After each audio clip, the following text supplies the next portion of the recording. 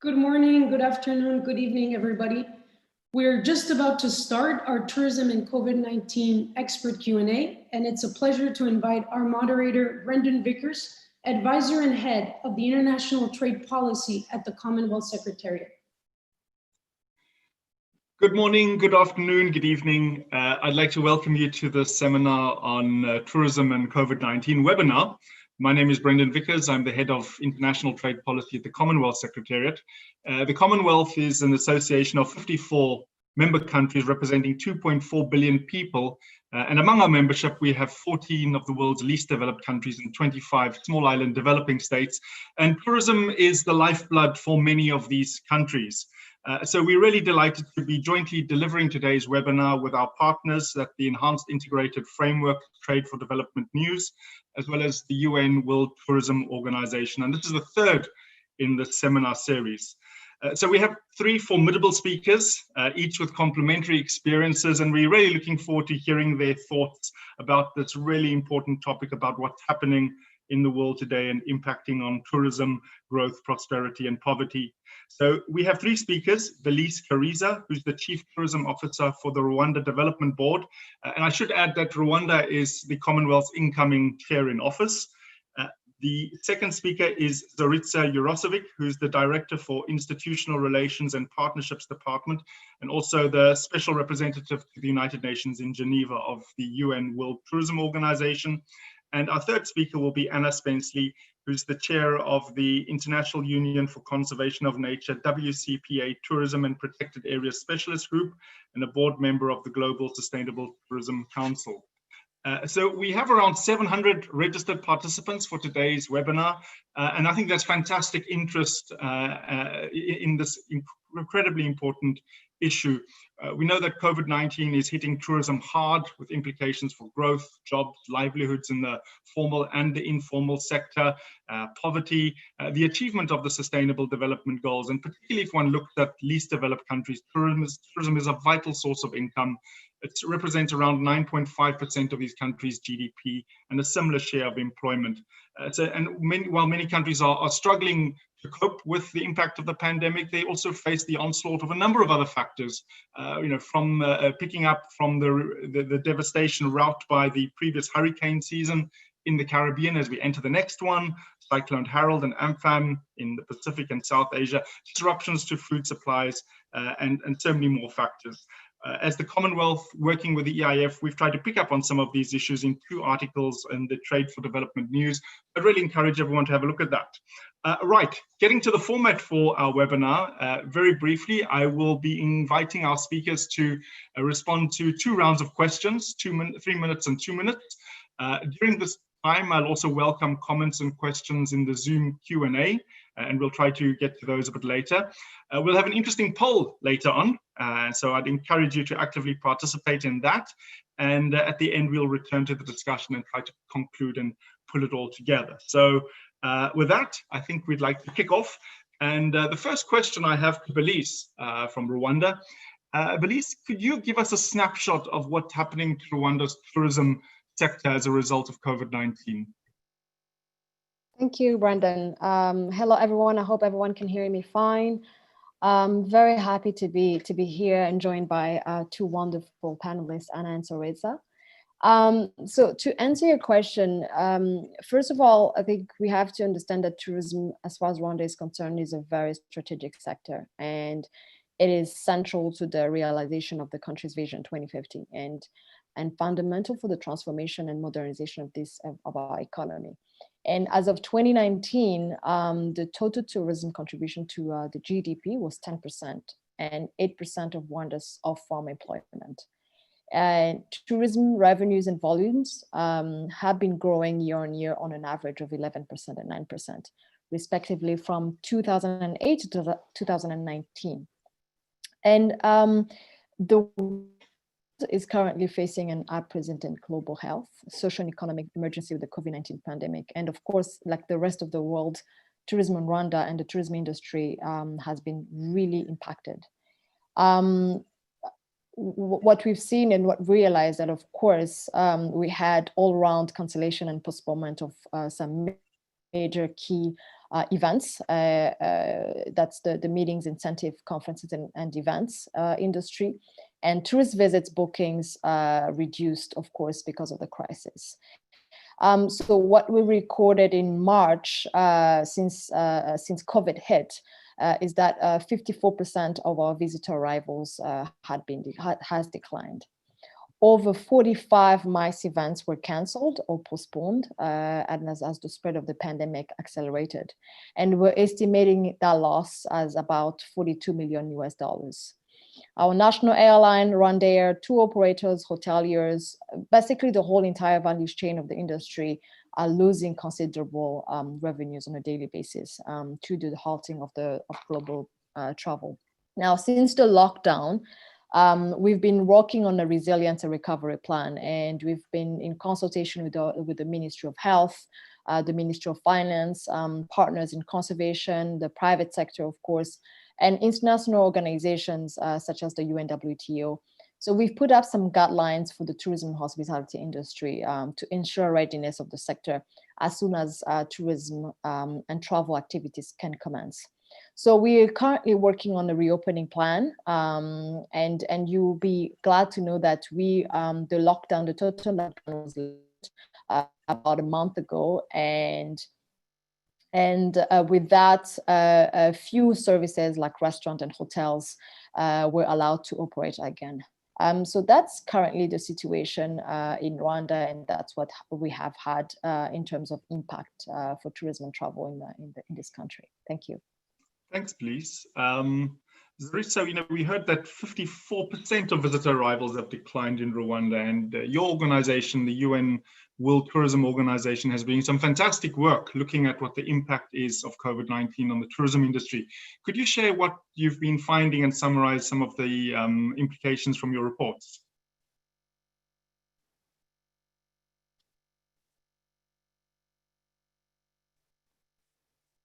Do we have Zoritsa on the line?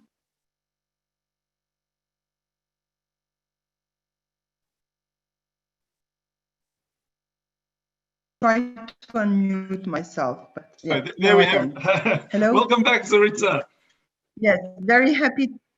Sorry, very happy to be here with all of you today, and definitely the organization and all of us in the organization have not spared efforts to immediately react to the crisis and in supporting the member state. As Belise was saying, this has been the common normal. We have never seen such a drop and such a I can say crisis in the sector, but what crisis, because it has affected so much the impact and the livelihood of so many, have been as well bringing to understanding to all government the importance of the sector. So the negative has been quite huge. We are looking at 2020 for 850 million to 1.1 billion tourist arrivals less globally in the world, 910 billion less, and 100 to 120 million jobs at risk. And this means that if the opening of the borders and the pandemic still remains, we might have minus 58 to 80% of international arrivals and receive less. Now, what does it mean for the LDCs? We all know that in 2019, 2.8% of total world arrivals are in the LDCs. It's not a big share, but it is an important sector. However, growth has been 9.7% over the last 10 years against 4% in the world. So growth has been much bigger and opportunity is much bigger. We know that 1.5% of world share in export revenue with 22 billion of tourism receipts is related to LDC altogether. And tourism represents 11% of total export in LDCs and 80% of services export. So basically, the sector is really important. One of the studies we undertook with the EIF, which has been an extremely active partner for supporting tourism in LDCs is showing that 42 countries out of 47 LDCs have tourism as one of the key sectors. This research has been made based on the DTISs. And additionally, we as well know that the broad tourism value chain and supply chain, which relates to tourism consumption in LDCs, in food, agriculture, creative industries, further impact on indirect impacts for job and revenue losses in livelihoods. So what we have observed in the crisis is that the inequalities have really been exacerbated for many LDCs and for many LDC economy and people. So we have engaged on a number of paths to support members. And I don't know if you want me to address that now, but I think we can take it up maybe later. Thanks, Zoritsa. I think we'll come back to that. I think that's really interesting findings, very troubling findings about what's happening out there. Anna, if we could turn to Africa and the work you've been doing there in a number of countries, particularly as this relates to wildlife tourism, and perhaps you could share what you're seeing from the ground there. Thank you, Brendan. Yeah, I've been conducting some research on behalf of the EU on the impact of the pandemic on tourism in protected areas.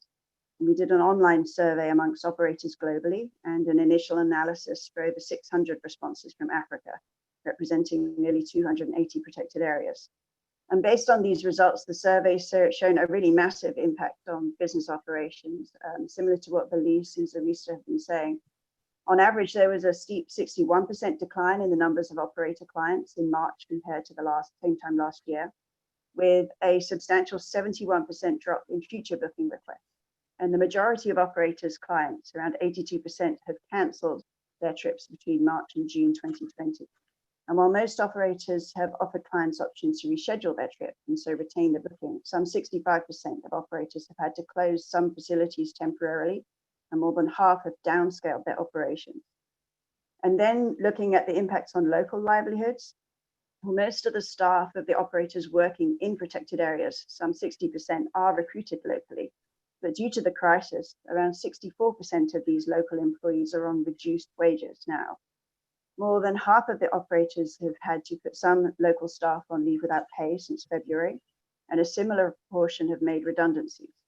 And if this crisis continues, the data suggests that nearly 14,000 local employees working just for the operators who participated in this study will be adversely and directly affected.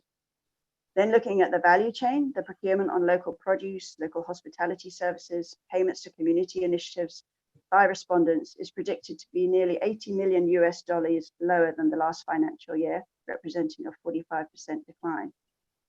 Now, environmental crime is one of the immediate concerns of these operators. And compounding this is a reduction in the total expenditure they themselves are intending to pay for local environmental services. And this is predicted to be lower by $21 million due to their lower tourism turnover. Now, we asked them what kind of support they were looking for. And the operator said that their most immediate concerns were related to unemployment support for their workers and financial support for recovery in their cash flow. And 3/4 of the operators are looking for finance of up to $250,000 through grants, loans, or equity. And also they're planning to invest in tourism and community and conservation infrastructure over the next decade to a value of $344 million, but the bulk of this investment is only going to take place once the sector has recovered. And I just wanted to touch on something that relates to WTO's work and particularly international trade. One of the notable impacts reported in this study relate to the EU Travel Package Directive. And for those of you who know, this directive and its regulations govern the relationship between European consumers and European agents and require that any payments made for travel arrangements are refunded in the event of cancellations, subject to some conditions. However, these regulations don't govern the relationships between the European agents and their global network of tourism service providers, including in less developed countries. And these suppliers typically require that deposits and prepayments are made, and they also impose cancellation fees subject to conditions. Now, in situations where European agents have credit terms with their suppliers in less developed countries and haven't yet paid deposits over to them, some are now unable or unwilling to make such payments, especially if tourists have cancelled and sought refunds. And this may expose European agents to litigation for breach of contract and exacerbate the financial pressures on suppliers. So the challenge is imposing massive financial pressures on both the European agents and their suppliers in destinations. And it's creating tensions and threatening trade relationships that have existed for decades. Now, there are other really important surveys and reports that have been coming out from Africa, including by SafariBookings.com, Wildlife Ranching South Africa, and the International Finance Corporation. And these surveys are all showing similar sad results. So for those that are interested, I can share links with you to these studies and many others. Thank you. Thanks, and I think everyone would appreciate the links to understand the implications that are happening in Africa. I think your sort of survey said almost 14,000 local employees could be adversely and directly affected. So, Belise, if we stay in Africa, I mean, one of the big selling points of Rwanda is guerrilla watching and guerrilla tracking, and something I've always wanted to do. Could you perhaps tell us, how this has impacted the people working in the guerrilla tracking, guerrilla viewing, and watching sector, and what are they experiencing? Mm-hmm. Thank you, Brandon. Like you just said, guerrilla tracking experience is actually our flagship tourism product, and it relies heavily on international visitors. And in 2019, tourism in Rwanda recorded the highest year-to-year growth since 2011. And that was equivalent to 17%, which led to 498 million US dollars in total revenues. So the growth in 2019 was a result of aggressive marketing and promotion of high-end lodges, and what guerrilla tourism actually increased by 14% in visitation, leading to a 54% growth in revenues. So that impacted the high-end niche market alone that generated 107 million US dollars. While international tourism remains very uncertain until there's either vaccination, medication that is available, and overall safe for the world to travel again. What we have done here in Rwanda is that like I said earlier, we've started easing the confinement measures. So we've allowed businesses in the hospitality industry to resume operations, and of course, intra-province travels. And by that, I mean that people can travel from Kigali to Volcanoes National Park, where gorillas are located. So what we've done so far is that RDB, Rwanda Development Board, the Ministry of Health, and the people that work actually in the protected areas, rangers, guides, etc., as well as the private sector, we've developed new visitor guidelines, and we've taken measures we've taken measures to protect these animals against COVID-19. So what we did immediately when the pandemic hit is that we suspended all tourism and research activities in and around all the protected areas in Rwanda.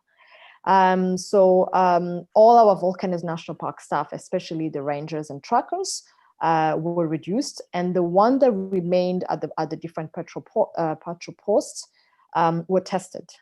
So we tested pretty much all of them, all our rangers, all our trackers, of course, for free.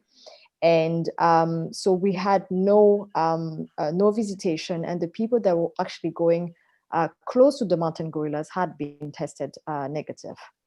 And of course, and that was done, of course, in collaboration with the Rwanda Ministry of Health. So we provided hand washing facilities and hand sanitizers to all our park staff during the lockdown. We provided surgical face masks to everyone that was coming into contact with the mountain gorillas. And we reinforced instruction when it comes to people sneezing or coughing and things like that. And of course, for anyone that we think that might be sick, had no access to the mountain gorillas. So these are the guidelines that we put together immediately after the lockdown. But we also referred those guidelines to those guidelines to develop guidelines for the future visitation. So things like you have to have a mask on, you have to wash your hands, 10 meters distance between the tourists and the mountain gorillas, etc. So that's pretty much it when it comes to gorilla tourism. Thanks, Belise. I see some questions coming in, so I'd encourage you to, if you have any questions, to pose them, and we'll get back to them a bit later. But I'd like to stay on this topic of protected areas and national parks, and perhaps go back to you, Anna, and just ask, you've been working in this area about sustainable tourism, and with the experience of Rwanda in mind, I mean, can you, how do you think about how we can build back better and improve the livelihoods and the workings of national parks? We protect both the workers and the wildlife, as Rwanda is trying to find this balance. Thank you, Brendan. I think for Rwanda, there's been really excellent work in encouraging reputable operators with good sustainability credentials to invest in conservation and high quality tourism, including around the Volcanoes National Park where the gorillas live. Recent work that I've been involved in with RDB and the International Gorilla Conservation Program prior to the pandemic was providing training to RDB's guides and trackers based on the gorilla-friendly standards. And this stressed the importance of using face masks, as Belise said, and ensuring that visitors also keep a safe distance away from the gorillas to reduce transmission. And I think more protected areas should be looking at how visitors interact with wildlife and their habitats to promote sustainability and provide associated training for staff with suitable equipment and infrastructure. And more broadly, I think we certainly can build back better in less developed countries to support wildlife and local people. And we have a really unique opportunity now to pause, rethink, and reimagine what we want for these areas, for their visitors and the people who depend on the wildlife economy before everyone comes back. And firstly, I think it's important that we take actions to avoid transmission of COVID-19 to wildlife. And secondly, to avoid the emergence of new zoonotic diseases. And scientists are telling us that COVID-19 is just the latest in a string of zoonotic diseases that have jumped from wildlife to humans. And presumably it's not going to be the last unless we change our behavior. So as practical steps, tourism destinations and businesses can try to implement the global sustainable tourism criteria, and particularly those criteria that relate to biodiversity conservation and environmentally sensitive areas to conserve what we have and reduce encroachment on natural habitats. So what Rwanda is doing to use the proceeds of gorilla permits to expand the area of protected area habitat for them is a really great example of what can be done. And then operators and destinations can look at how they manage wildlife interactions better to avoid physical contact in very close proximity so that disease transmission the chances are reduced. They can also improve animal welfare, for example, using APTA's animal welfare guidelines and the 5 domains model, and can also in their own way address wildlife harvesting and trade associated with tourism to combat the illegal wildlife trade. So more broadly, destinations can embrace participatory planning processes that really fully integrate local people. And there are a broad range of tools and guidance that exist that can help them to do this. And these tend to focus on the desired conditions for those destinations rather than just looking at numbers of visitors. And they include tools like the visitor use management framework, limits of acceptable change, and so on. So those are some of the ideas of how I think they can build back better. Thank you. Thanks, Anna. Zoritsa, perhaps I'd like to turn to you now. The UNWTO has been helping countries, particularly in North Africa and Eastern Europe, develop recovery packages to help the industry. Can you tell us more about what needs to happen from both the international support as well as from countries themselves to bring forward the recovery?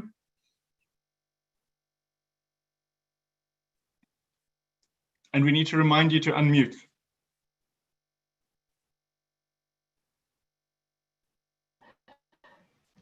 Hi. Thank you, Brendan. What we have heard from Belise and Anna is absolutely correct. I think that in world tourism, Rwanda is really an amazing example on really targeting high yield customers and using really its natural assets as a key drive and a unique selling proposition for the country attractiveness.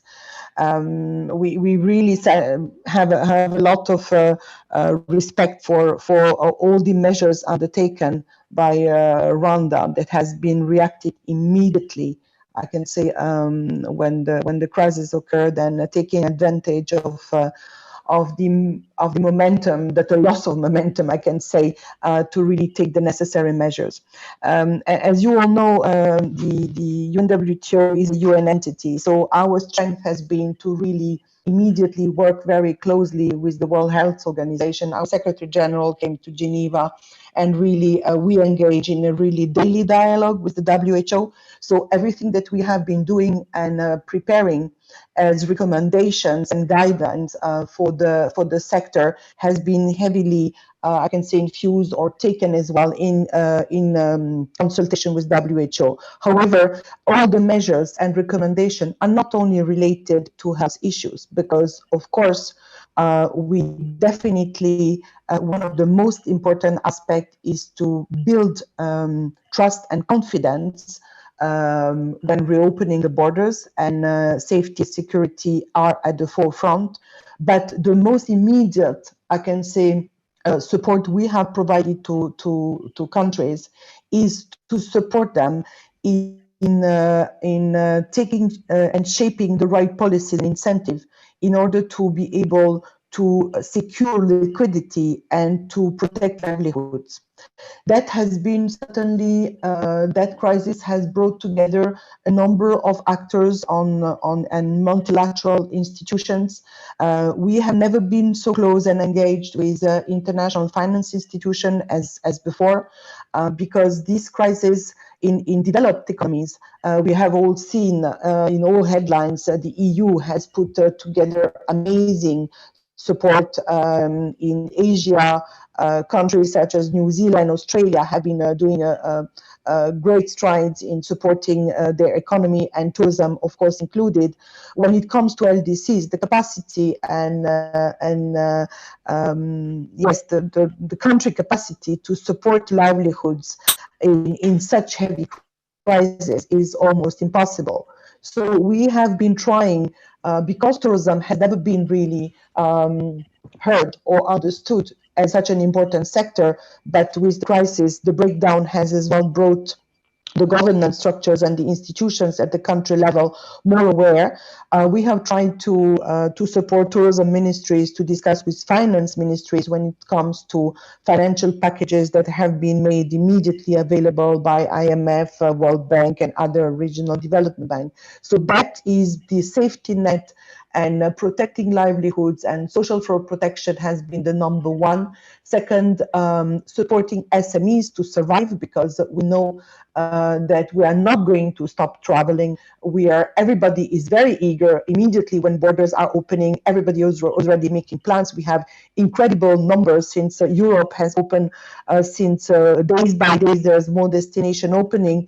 People are really making bookings. Some places are already fully booked. I mean, it's just incredible, the desire for travel. It's really part of our DNA, I can say, today. So that is a very important element to consider to support the SMEs. And again, this is really the government that needs to be very well aware. Same applies to protected areas, because in many countries in Africa and Asia as well, Asia might be sometimes more on the cultural assets of the country than on the natural, but even though both are very important, this has been still not a priority for the moment, and I think the global community really is being taken to understand the importance of supporting protected area and livelihoods that depends on that overall. So when opening the borders, we need to do that with responsibility, harmonize, coordinate protocols and procedures. And I think there is one element of great importance that has not been mentioned yet for the moment. We really need to foster digitalization and of the tourism ecosystem, because I think that that crisis has incredibly being able to be managed in a way it is managed today because of digitalization. And I think reaching out to markets and being in the market and being in the mind of people today doesn't only depend as it used to be years ago, being in a trade fair or so on. I think today everybody has the chance to really be an attractive destination, provides an interesting and attractive offer and responding to the dreams of travelers. And I think that this aspect needs to be totally embedded. Therefore, for us, in the forthcoming months and weeks, definitely, and it has already started, we really encourage and support government and private sector to really boost and the digital, I can say, capacity and aspect of the sector, being it for managing safety and security or being it to reach out to new markets. To go back on the mention on the immediate package and recovery that we have put together, stemming from the recommendation and guidelines which are all available on our website. They are quite easy to find, and there's incredible resources there. We have put together a kind of a tailored package, because the most important is to plan well and to integrate every and each part of the tourism value chain when reopening and supporting recovery. And this package unfolds into three main streams. One is on economic recovery, the one I just mentioned, on creating financial and fiscal initiatives, support social flow protection and protecting workers. We know as well that 60% of the workers are in the informal sector related to the supply chain. So it's quite an important share, I can say. So no tourism is no livelihood, no income. Marketing and promotion to adapt to the travel restriction and have an agile strategy for new markets. Again, digitalization there is really key and a key response. And for us as well, strengthening institutions from all ends to be better prepared and to have a kind of comprehensive approach, not only to recovery, but to resilience. Because I think this crisis is really maybe one, and as Anna was saying, this is not maybe the last one, and we need to be prepared. So I think that this is extremely important. And the work that we have been doing has been really in combination with international finance institutions.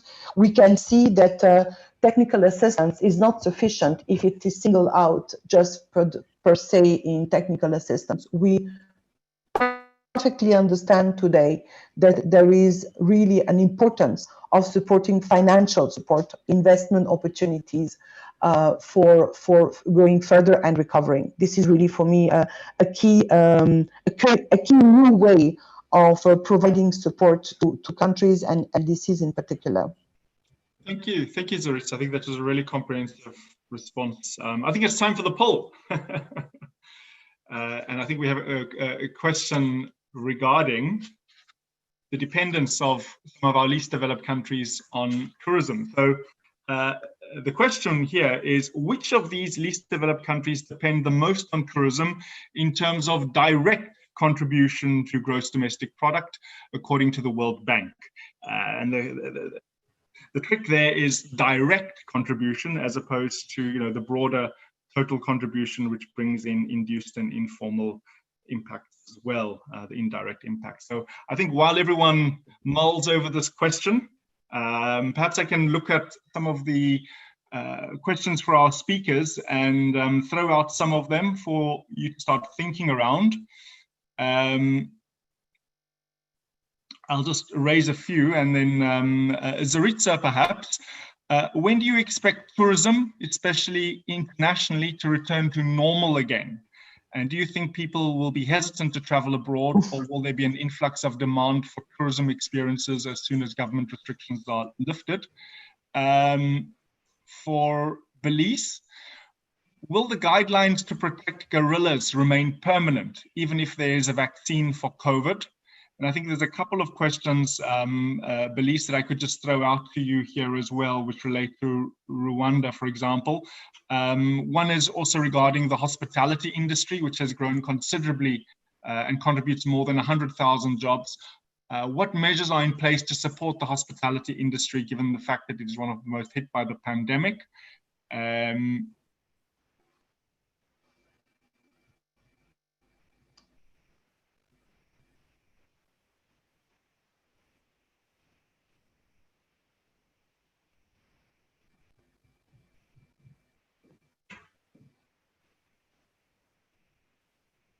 Zoritsa, I could also throw out to you, what Yes. is the UNWTO opinion of the impact of lower incomes for a large number of potential tourists in next year's? There are some price policy recommended through tourist operators, so are price policies being recommended?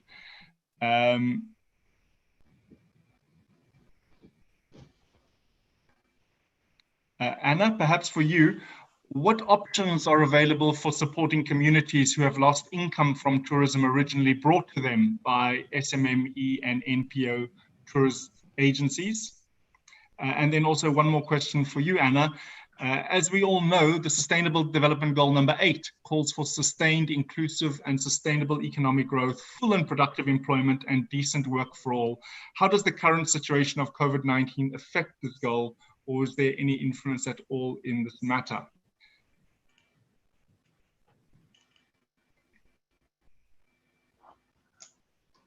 And then we can perhaps return to some of the other questions. So I'm seeing the responses from the poll coming in.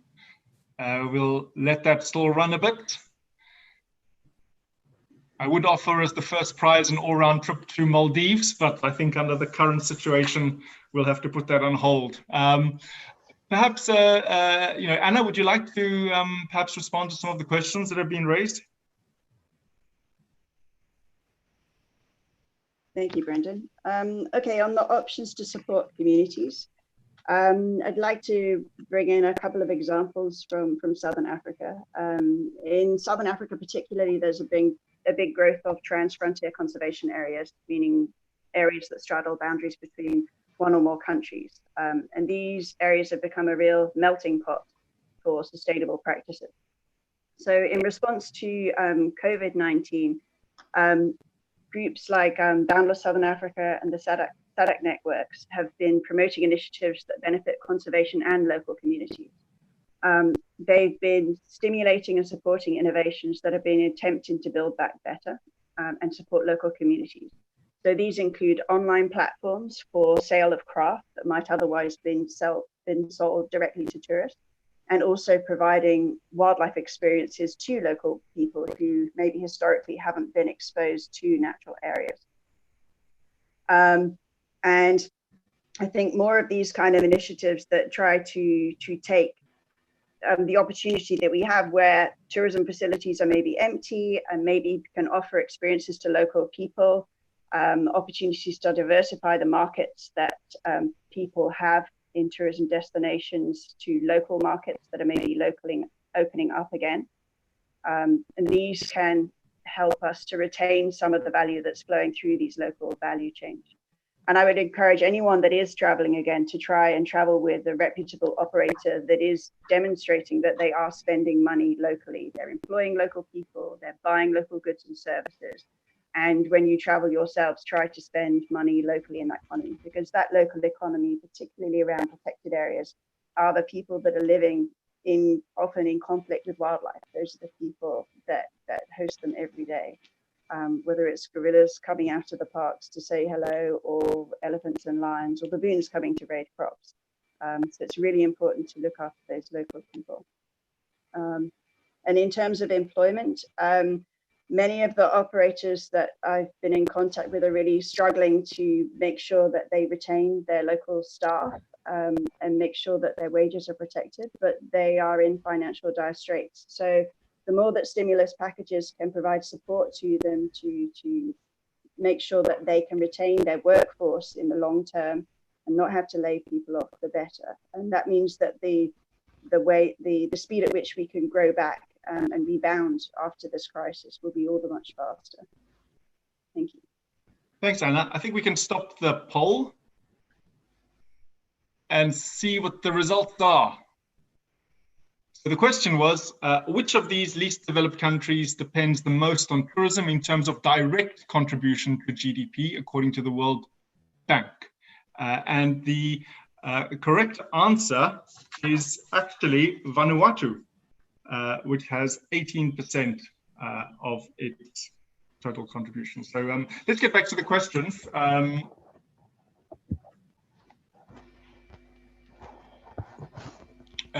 Belise, would you like to respond to some of the questions? Yeah, sure. I think I'll first I think, Lisa, thank you so much for your question. One thing we have to understand is that protecting the gorillas has always been one of our key objectives when it comes to conservation. And a lot of things that we have done in Rwanda to contribute to the increase of the mountain population, the mountain gorillas population. I think right now the overall mountain population is estimated at 1,004 individuals. And we pride ourselves as Rwanda to have been, contributing to that increase. And I can mention a couple of things that we've done and in the past, and we're still doing. The first thing is on the limitation of the number of tourists that get in contact with the mountain gorillas. So every day we limit the number of tourists to 8, and only a group of 8 tourists can actually visit one group of mountain gorilla, and they can only spend 1 hour, in terms of visitation. That alone is a very good conservation practice when it comes to protecting the mountain gorillas. Secondly, our price strategy actually increasing or doubling from $750 for the permit to $1,500 has proven to be a very great strategy to protect these mountain gorillas. So, the strategies for mountain gorillas has always been high value, low volume to actually improve the conservation of these mountain gorillas. We train constantly our rangers, our guides in the best practices when it comes to protecting mountain gorillas. We have a good working relationship with our partners. As you know, mountain gorillas roam around 3 regions, including Rwanda. And so to answer specifically your question, even if there is a vaccine, I think protecting the mountain gorillas are going to still, it's going to remain a primary objective for Rwanda. So that is the first question. I think I hope I have answered your question correctly. And then another question came on from anonymous attendee about the hospitality industry growing and the measures that have been put in place to mitigate the impact of COVID. So what we've done since the COVID-19 pandemic has hit. So we've been working, of course, on a resilience and recovery plan, and we've followed actually the best practice from UNWTO call for action to mitigate the socioeconomic impact of COVID-19 and accelerate recovery. And we've, of course, focused on the 3 main pillars, which is managing the crisis and mitigating the impact, providing stimulus and accelerating recovery. And part of that, we have actually, the government of Rwanda has set up $100 million US recovery fund, split 50-50, 50% going to hotel refinancing, and the rest of the 50% going to cover working capital and line of credit for large corporations and SMEs.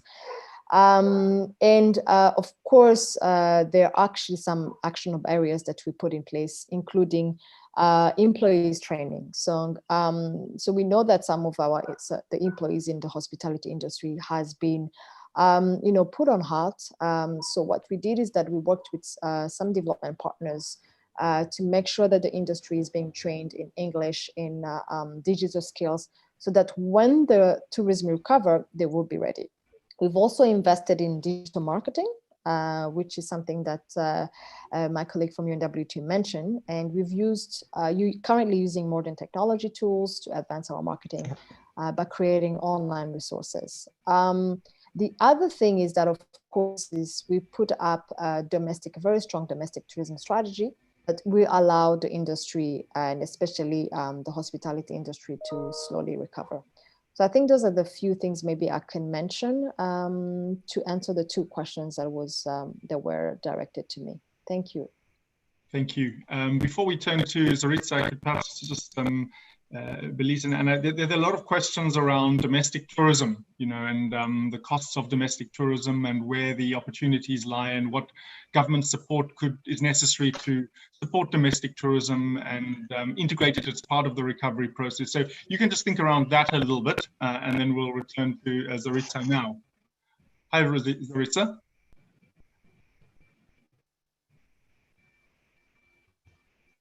Hello? Hi, yes, we can hear you. Please go ahead. Yeah, I was just wondering if this is finished. Thank you very much for illustrating in practical terms what the country has been really making great strides and leading by example. I will answer the three questions that you highlighted for me, Brandon. One is, when do you expect tourism, especially international, to return to the normal again? If I could answer the question, I would love it, but I am not divine. So basically, this is going to be heavily depending on opening of borders and travel restrictions, very clearly. If tourism is going to rebound immediately, as I just earlier said, we have seen with new borders opening, for example, in Europe, there has been an immediate pickup on the demand and on bookings. What Belise said earlier, it is very important indeed. We do encourage domestic tourism, but we are absolutely conscious that we cannot compare an LDC and purchasing power in an LDC and compare it with China or India. So basically, domestic tourism, yes, as much as possible, but what we as well favor very much is intra-regional travel. We know that in international tourism arrivals, 70% about is from intra-regional travel. So that is certainly going to be one of the best options immediately to respond to the crisis. And of course, sometimes we all speak about boards that are allowing certain countries to have privileged entries or travel restriction with each and other. And I think that what I said at the very beginning, the agility in monitoring and having an intelligence on the market and the product offer that can be linked immediately to that, as well, very important, the coordination with the airlines, essential. And people want to travel. What they need to find is to have safety at the arrival in the destination. So there is a all government part responsibility when it comes to airports, to entry points in the country, because airports can be roads as well. Second, I think that hello? Yes, we can hear you.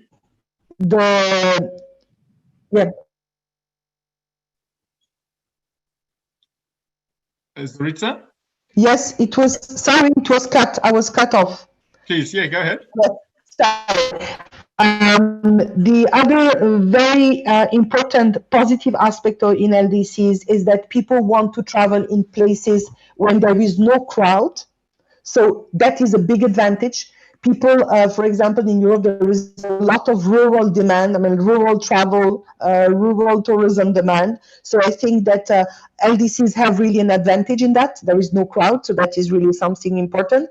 And most importantly, I think there's going to be a peak on an increase on local food and local product demand. So these are the aspects that I could share with you on that question. The second question was on the product offer. Is there any recommendation for a pricing policy? We completely discourage any drop and drastic drop in the prices, because then the return on investment and the benefits are going to be really minimal. What we suggest more and what we recommend more is to bring additional value to any offer. It's like, you buy 2 nights, you can stay 3. or you have additional excursions to what you're offering, or this kind of or a meal that is provided. We suggest really to strengthen the package and not reduce the price.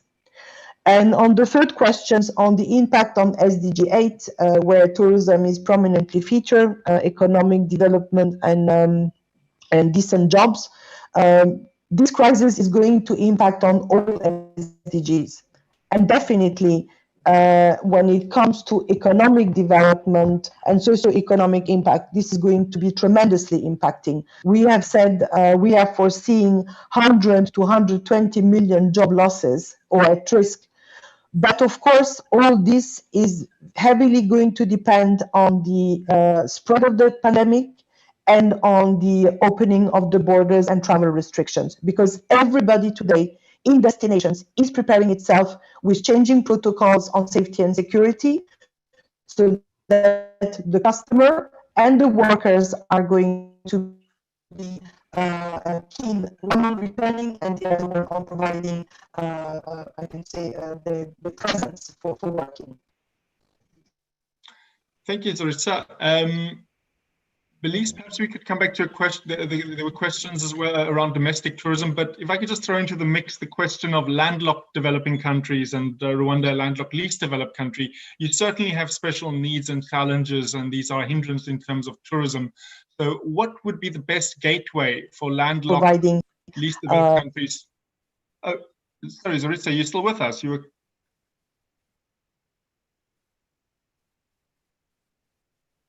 I think it's perhaps just a challenge with the connection, but Belise, there was the question around the landlocked, least developed countries and the challenges about reviving tourism. And then Anna, there's also a question around cruise tourism and some of the challenges around building resilience and sustainability in small island developing states. Are there any lessons and issues there? I hope I didn't cut off Zoritsa. The challenges of technology.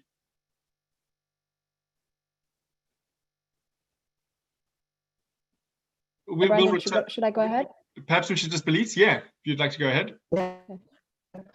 Oh, sorry, it's back. Please go ahead. Yes, I was unmuted. Yes, when it comes to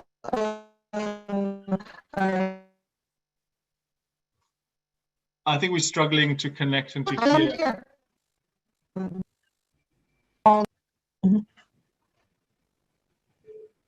Belise, maybe we should just hold with you and let the line become a little bit more stable. And Anna, if you'd have any responses you'd like to share. Thank you, Brendan. I hope the connection here in Papua New Guinea is a bit perfect. Yes. Okay. All right. On the point on domestic tourism, yeah, I think this is going to be the first sector to be in a position to recover as things are lifting. I think that destinations are going to need to look at their pricing, particularly in less developed countries, about how they price things differently, particularly if they've been providing a luxury product, and is that feasible for what they are offering? The way that operations are advertising their type of product, also the pitch might need to change as well and start directing, instead of the kind of needs of international visitors, but what the kind of activities that people closer to those areas want to do. And I've noticed that there had been a tendencies in some less developed countries for people not actually to go and visit things in those countries themselves. And so it might be trying to channel that consumer behavior so that they stay in the country. So for example, here in Papua New Guinea, where I'm no expert, I haven't been living here very long, people tend to go on holiday overseas. They go to Australia, they go to New Zealand, they go to Fiji, but there's not so much travel domestically within the country. And so we're seeing of the people that are in the country that is happening more and more now, because it is an available option. And with those things, with this tourism opening up domestically, we still need to think of, as Zoritsa said, the health and safety issues. We need to think about the whole of the tourism journey, whether people are traveling domestically or internationally. So what are the social distancing and health issues when we leave our homes, our mode of transport, how we enter the gateway communities to make sure their health isn't adversely affected by COVID, how it's managed at the destination and on the way home again. So however we open up, we need to ensure the safety of all of the people that are met by these travelers on their way. And then in terms of the cruise ships, to be honest, I'm not an expert on cruise ships, but I've been watching with great interest everything on the media and the challenges facing people who've been stuck on cruises while the virus has been infecting members, the troubles for the staff who've been stuck on boats, that people have been left in the ocean unable to get on shore without great delays. So I think it's a huge challenge for how that sector comes back. And for countries like the Seychelles that have quite a large cruise ship industry, waiting for it to come back is going to make a big dent on their revenues for tourism. Thanks, Anna. I am watching the clock, and I know that we're running out of time, but there are so many questions and so much passion. But I do know that we do need to start winding up. I'm just checking, do we have everyone on the line still? Belise, Yeah. you there? Yes, I'm here. Fantastic. Zoritsa?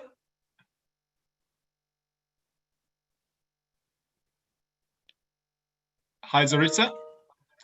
So in the terms of the questions are so diverse, from, the importance of cultural tourism, a question from India, to how do we use the reset time to develop infrastructure and create jobs, to the important question of diversification, given that there could be an overdependence on tourism in some of these economies. And in a context like this, this is extremely challenging.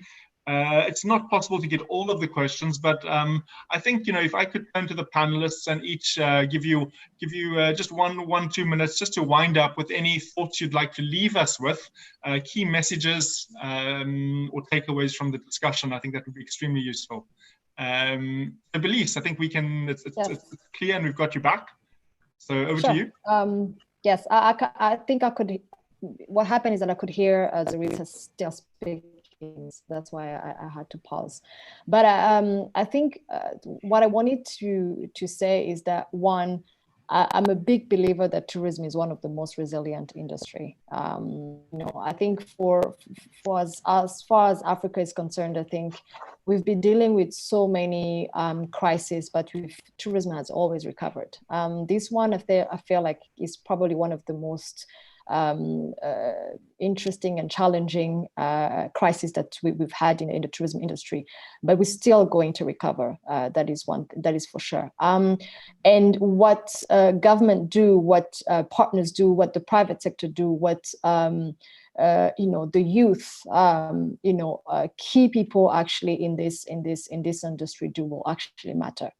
Secondly, from what Zoritsa say, it's true. Domestic tourism is going to play a big role in ensuring a slow recovery of this industry, but it is not going to be able to replace international tourism. So I think, as Africa is concerned, we will have to, as this region is concerned, I think we'll have to work on a stronger region brand. I think we'll have to understand that, if we put up a system that people understand that it is safe overall, but even for this pandemic, we've put up measures to remain safe, that will attract tourists. Secondly, we'll have to work with our different partners in this industry to lift quarantine rules. For example, if we have one of our biggest source market is the US, for example, and we know that for an American to go back to their country, they have to be in a 14 days quarantine. That will automatically hinder that smooth experience for the tourist to come to Rwanda. So for me, those are the key things that probably I could mention. But I really believe in the recovery of the tourism, and I think from maybe next year, sometime next year, we'll probably get back together and laugh about this whole thing and it's a great learning experience for me and I think in the people in the industry here in Rwanda. Thank you. Thanks, Belise. Perhaps turn to Anna, and then we'll get to Zoritsa. Thank you, Brendan. Yeah, in final thoughts, a couple of things that would be nice for people who are listening in to think about is the relationship that we have with nature. And just last week, the IUCN's World Commission on Protected Areas released an editorial essay on this issue and proposed a new transformative relationship with nature, in saying that we need to establish a more nature and climate-friendly future, including the restoration of natural land and oceans to sustain all life on Earth. And this incorporates getting a better benefits to society and local people from protected areas. And they envisage 3 phases: rescue, recover, and rebuild stronger. And I'd encourage everybody in this webinar to think about how they can personally contribute. And the demand, I think, for sustainable travel is going to be a future for how we rebuild better. And initiatives such as the Travelers Partnership with Booking.com, TripAdvisor, Skyscanner, Trip.com, and Visa are collaborating, I think, are really inspirational. They're collectively developing frameworks that should allow travelers to easily tell which trips are sustainable with online scoring systems. And travelers will also be able to contribute to those scores by giving their own feedback on what they experienced through their trip. So I think the timing is right to build that better. But first, we really need to focus on the rescue phase. And this means emergency responses for travelers, for destinations, and local livelihoods to make sure that we really survive this crisis and that we can recover. Thank you. Thanks, Anna. Zoritsa, are you on the line? Yes, I am on the line. Thank you. Sorry for the Thank challenges, you, but if you'd like to share some thoughts. No worries. No worries. I think, yes, I think that Belise and Anna really have described the future of tourism and the future of travel very nicely, and with a great deal of reality. I think that the resilience of the sector has not to be proven. We will travel, definitely. But what I think as well, we will travel better. We will be better visitors, better tourists, because we have all been seeing how much people have been able to adapt to confinement conditions. And with all this, I think that we are going to completely change the way we will be traveling in the future. On the resilience, definitely, I think that the crisis is bringing a lot of, is highlighting really the importance of the sector. We might see more support from government to develop the sector, to support SMEs, and to really create a more inclusive society, and certainly a more greener future for the sector. So definitely inclusiveness, innovation, and sustainability will be at the core, and this is what we already see emerging from the demand and from the trends from many countries around. So yes, we will travel and we will be better tourists tomorrow. Thank you, Zoritsa. I think that's a very encouraging note to leave the webinar on, that we will travel again, we will build back better, we will bounce forward better, and we will risk-proof our future prosperity. There was one comment about, what does the new normal mean? Do we need to define a new tourism for a new time? And so I think it leaves us a lot of food for thought about how we take this forward. So we've run out of time. But I'd like to thank everyone that has joined us for this webinar. We had around 700 registered participants. There were so many questions. I think that shows the depth of interest and the passion around the subject. So thank you to the speakers. Thank you to our organizers behind the scenes at the EIF.